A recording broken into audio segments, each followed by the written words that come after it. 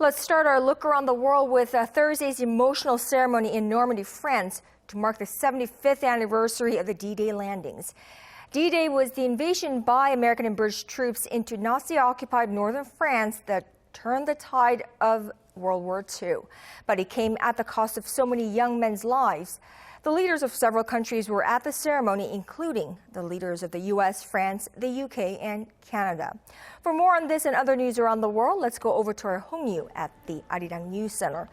So European leaders highlighted the importance of alliance during their speeches.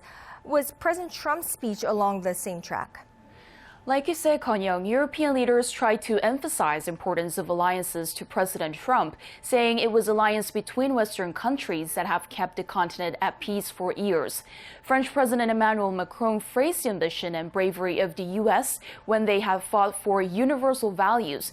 And then he addressed Trump, saying that by staying united, they can overcome any challenges ahead.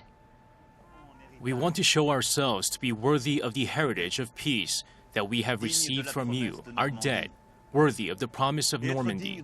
And being worthy of the promise of Normandy is to never forget that when free people unite, they can conquer any challenge. Queen Elizabeth II stressed the need to maintain close and long-standing friendship as they were facing new challenges in the 21st century during her state banquet with Trump earlier in the week. Take a look.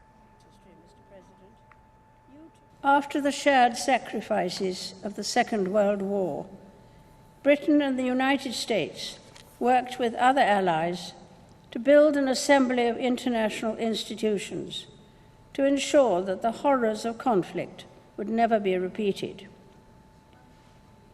While the world has changed, we are forever mindful of the original purpose of these structures, nations working together to safeguard a hard-won peace.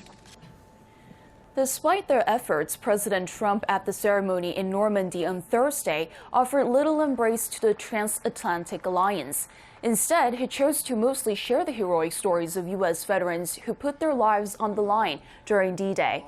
European leaders had hoped Trump's visit to Normandy to have worked as a reminder of the value of their transatlantic alliance.